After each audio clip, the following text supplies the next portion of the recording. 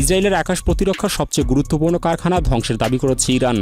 যদি এই দাবি সত্যি হয় তাহলে এটি ইসরায়েলের জন্য হতে পারে ইতিহাসের অন্যতম ভয়ঙ্কর সংকট, কারণ এই কারখানা ছাড়া তারা নতুন করে আকাশ প্রতিরক্ষা ব্যবস্থা তৈরি করতে পারবে না। হঠাৎ করে আগুন, বিস্ফোরণ আর ঘন ধোঁয়ায় ঢেকে যায় ইসরায়েলের একটি গুরুত্বপূর্ণ প্রতিরক্ষা শিল্প এলাকা। বিস্ফোরণের পর মুহূর্তেই থেমে যায় উৎপাদন কার্যক্রম। যে স্থাপনাটি থেকে দেশের সবচেয়ে গুরুত্বপূর্ণ প্রতিরক্ষা অস্ত্র তৈরি হতো সেটি পরিণত হয় প্রায় অচল কাঠামোয়। সামরিক বিশ্লেষকদের মতে এটি শুধু একটি হামলা নয়, এটি সরাসরি ইসরায়েলের প্রতিরক্ষা ব্যবস্থার মূল ভিত্তিতে আঘাত। এই কারখানাটি পরিচালিত করে রাফায়েল অ্যাডভান্সড ডিফেন্স সিস্টেমস। এখানেই তৈরি হয় বহুল আলোচিত আয়রন ডোম এবং এর প্রধান প্রতিরোধক ক্ষেপণাস্ত্র তামির। এই তামিরই আকাশে ওঠে শত্রুপক্ষের রকেট বা ড্রোনকে মাঝপথে ধ্বংস করে। আয়রন ডোম মূলত স্বল্পপাল্লার আকাশ প্রতিরক্ষা ব্যবস্থা। এটি দ্রুতগতির রকেট, গোলাবর্ষণ এবং ড্রোন প্রতিরোধে ব্যবহৃত হয়। একটি হামলা ঠেকাতে অনেক সময় একাধিক তামির ক্ষেপণাস্ত্র ব্যবহার করা হয়। কখনো কখনো একটি লক্ষ্য ধ্বংস করতে দুইটিও লাগে।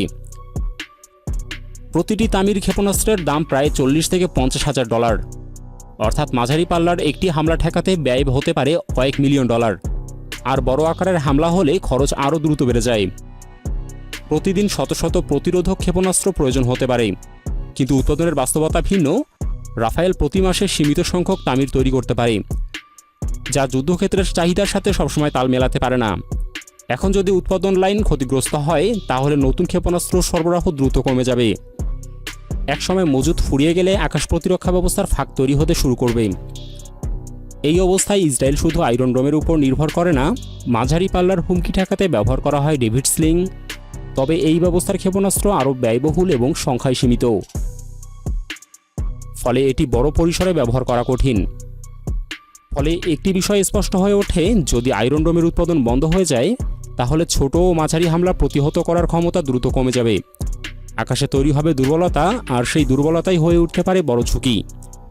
বিশেষ করে ইরানের মতো দেশ, যারা একসাথে বিপুল সংখ্যক ক্ষেপণাস্ত্র ও ড্রোন নিক্ষেপ করতে সক্ষম, তাদের ক্ষেত্রে এই ঘাটতি ভয়াবহ পরিস্থিতি তৈরি করতে পারে। ধারাবাহিক হামলার চাপে প্রতিরক্ষা ব্যবস্থা দ্রুত ভেঙে পড়তে পারে। বিশেষজ্ঞরা বলছেন, আধুনিক যুদ্ধে শুধু অস্ত্র থাকা যথেষ্ট নয়, সেই অস্ত্রের ধারাবাহিক সরবরাহ নিশ্চিত করাও সমান গুরুত্বপূর্ণ। আর যদি সেই সরবরাহ ব্যবস্থার কেন্দ্রেই আঘাত লাগে তাহলে পুরো প্রতিরক্ষা কাঠামো দুর্বল হয়ে পড়ে। এই কারণে আয়রন ডোম তৈরির কারখানায় আঘাতের ঘটনাকে অনেকেই কৌশলগত বড় পদক্ষেপ হিসেবে দেখছেন। এটি এমন এক আঘাত যা সরাসরি যুদ্ধক্ষেত্রে নয়, বরং যুদ্ধ করার সক্ষমতার ভিত্তিকেই নাড়িয়ে দিতে পারে। এবং এই পরিবর্তন মধ্যপ্রাচ্যের সামরিক ভারসাম্যে নতুন উত্তেজনা ও অনিশ্চয়তার ইঙ্গিত দিচ্ছে।